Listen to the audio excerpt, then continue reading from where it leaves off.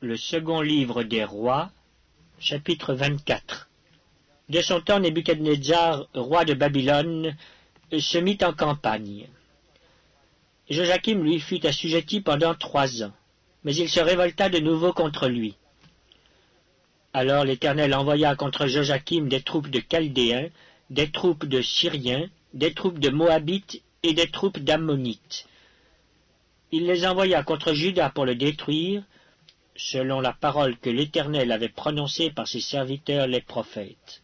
Cela arriva uniquement sur l'ordre de l'Éternel, qui voulait ôter Juda de devant sa face, à cause de tous les péchés commis par Manassé, et à cause du sang innocent qu'avait répandu Manassé, et dont il avait rempli Jérusalem. Aussi l'Éternel ne voulut-il point pardonner. Le reste des actions de Joachim et tout ce qu'il a fait, cela n'est-il pas écrit dans le livre des chroniques des rois de Juda? Joachim se coucha avec ses pères, et Joachim, son fils, régna à sa place. Le roi d'Égypte ne sortit plus de son pays, car le roi de Babylone avait pris tout ce qui était au roi d'Égypte, depuis le torrent d'Égypte jusqu'au fleuve de l'Euphrate. Joachim avait 18 ans lorsqu'il devint roi, et il régna 3 mois à Jérusalem. Sa mère s'appelait Nehushta, fille d'Elnathan de Jérusalem. Il fit ce qui est mal aux yeux de l'Éternel, entièrement comme avait fait son père. En ce temps-là, les serviteurs de Nebuchadnezzar, roi de Babylone, montèrent contre Jérusalem, et la ville fut assiégée.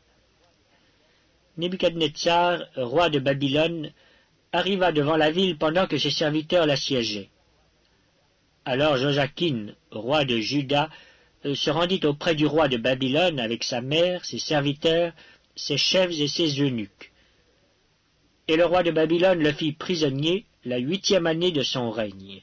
Il tira de là tous les trésors de la maison de l'Éternel et les trésors de la maison du roi, et il brisa tous les ustensiles d'or que Salomon, roi d'Israël, avait fait dans le temple de l'Éternel, comme l'Éternel l'avait prononcé.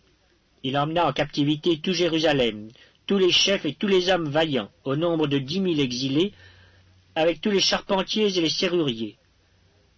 Il ne resta que le peuple pauvre du pays. Il transporta Joachim à Babylone, et il emmena captif de Jérusalem à Babylone la mère du roi, les femmes du roi et ses eunuques, et les grands du pays, tous les guerriers au nombre de 7 000, et les charpentiers et les serruriers au nombre de 1 000, tous hommes vaillants et propres à la guerre.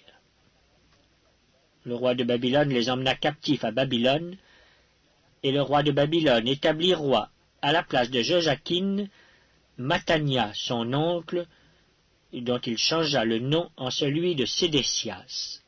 Sédécias avait 21 ans lorsqu'il devint roi, et il régna 11 ans à Jérusalem.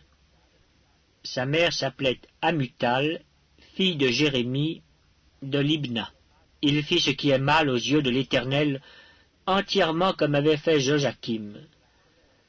Et cela arriva à cause de la colère de l'Éternel contre Jérusalem et contre Juda, qu'il voulait rejeter de devant sa face. Et Sédécias se révolta contre le roi de Babylone.